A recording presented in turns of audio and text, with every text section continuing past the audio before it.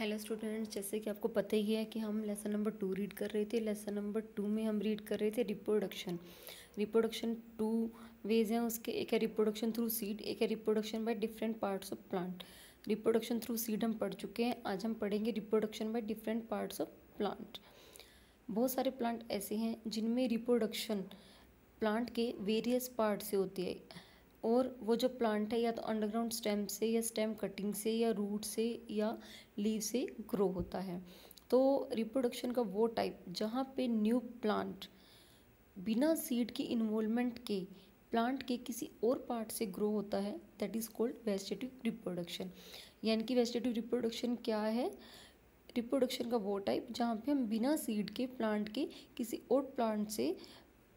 किसी और पार्ट से न्यू प्लांट को ग्रो कराते हैं, that is called vegetative reproduction.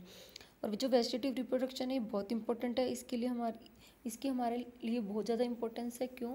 क्योंकि ये सेम नंबर ऑफ प्लांट को ग्रो कराने का very easier and faster method है, और ये उन प्लांट को ग्रो होने में भी हेल्प करता है जिनमें सीड्स नहीं होते हैं, जैसे कि बनाना। यानी कि जिन प्लांट में सीड नहीं होते हैं वो वेजिटेटिव रिप्रोडक्शन के थ्रू ग्रो करते हैं। अब हम रीड करते हैं कि वेजिटेटिव रिप्रोडक्शन में डिफरेंट पार्ट्स के थ्रू किस तरह से जो प्लांट है वो ग्रो करते हैं। सबसे पहले है हमारा रिप्रोडक्शन थ्रू अंडरग्राउंड स्टेम। कुछ प्लांट जैसे बनाना, जिंजर, यहाँ पे जो न्यू प्लांट है वो अंडरग्राउंड स्टेम से ग्रो होता है। इन प्लांट्स में स्टेम का जो एक पार्ट होता है वो अंडरग्राउंड होता है, वो ग्रो करता है, रूट्स डेवलप करता है और शूट डेवलप करता है और न्यू प्लांट ग्रो कराता है। जैसे कि आपको पिक्चर में दिखाया भी गया है जिंजर जो है वो अंडरग्राउंड स्टेम है, इसको हमने लगा दिया और इससे जो है वो रूट्स और शूट निकली है, यानी कि न्यू प्लांट जो है वो ग्रो हो गए हैं। सेकेंड है हमारा रिप्रोडक्शन बाय स्टेम कटिंग। इस मेथड में जो प्लांट है उसकी स्टेम को कट किया जाता है और उसको मिट्टी में लगाया जाता है, उससे न्यू प्लांट ग्रो करता है। इसके एग्जाम्पल हैं शुगर केन, बोगेनविलिया, रोज़ और ग्रेप्स। यहाँ पे आपको पिक्चर में दिखाया भी गया है कि एक प्लांट है, ग्रोन प्लांट है, इसकी एक हमने स्टेम कट करी, उस कटिंग को हमने दोबारा से सॉइल में लगाया और उससे न्यू प्लांट जो है वो ग्रो हो गया। थर्ड है रिप्रोडक्शन थ्रू रूट।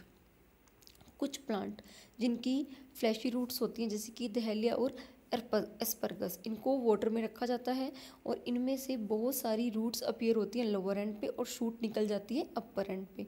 जो स्वीट पोटैटो है उनमें वो जो प्लांट है वो अपनी खुद की रूट से ही जो है वो ग्रो होते हैं। यहाँ पे आपको दहलिया और स्वीट पोटैटो की जो पिक्चर है वो शो की गई है। Next is reproduction through leaf.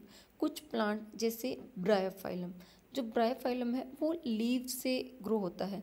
Leaves पे कुछ नोचिस होते हैं, स्मॉल बड्स होते हैं, जैसे कि आपको पिक्चर में शो भी करा गया है कि यहाँ पे लीव्स पे कुछ नोचिस लगे हुए हैं, बड्स लगे हुए हैं। जब ये बड लीव से अलग होकर मिट्टी में गिर जाते हैं, अगर मिट्टी में उनको फेवरेबल कंडीशन मिल जाती है तो वो न्यू प्लांट में ग्रो हो जाते हैं। तो इस तरह से हमने देखा कि जो प्लांट है वो सीड के अलावा प्लांट के डिफरेंट पार्ट से भी ग्रो हो सकता है, यानी कि वो प्लांट जो सीड प्रोड्यूस नहीं करते हैं उनको हम प्लांट के डिफरेंट पार्ट से ग्रो करा सकते हैं।